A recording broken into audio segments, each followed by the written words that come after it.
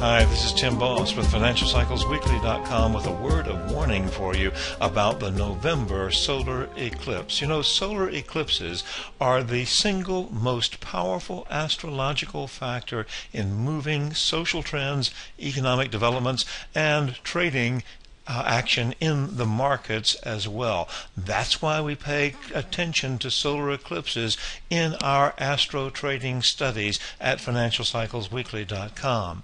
We get at least 2 solar eclipses every single year, so they're not terribly rare phenomena, but they're very, very significant and powerful phenomena.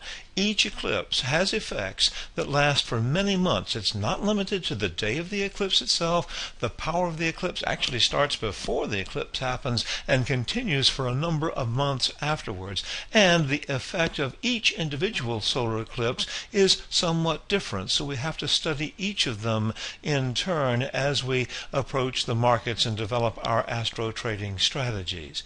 Now, the solar eclipse on November 25th, 2011 is really different from other eclipses. That's why there's a specific warning associated with this and why we want to pay attention to it today. That's also why we've published the new monograph on the solar eclipse of November 2011, its impact on the markets.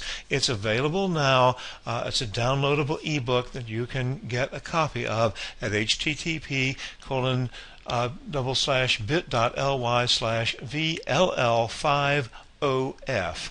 Now, this November 25th solar eclipse is going to be a partial eclipse of the sun. It's visible only in the extreme southern hemisphere. You'll be able to see it if you're in Antarctica, in South Africa, also visible in parts of Australia and New Zealand. But it will have an impact over the entire world and especially on the financial markets. The thing that's different about this particular solar eclipse is that it occurs within 24 hours of a Mercury Retrograde Station.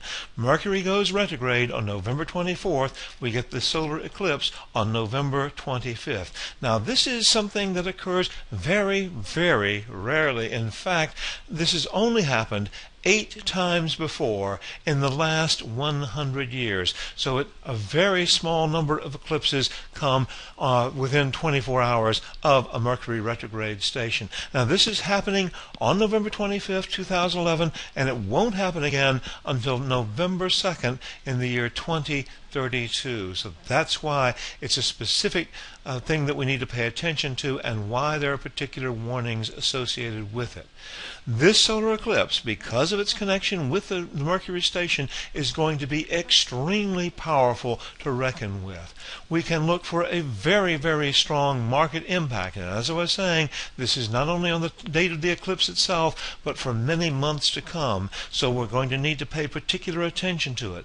Because Mercury will be retrograde and because it has this Mercury retrograde emphasis, our ability to analyze the markets correctly will be more difficult than usual at this time. Trading will be quite treacherous, so we need a lot of extra caution, a lot of extra guidance in our trading.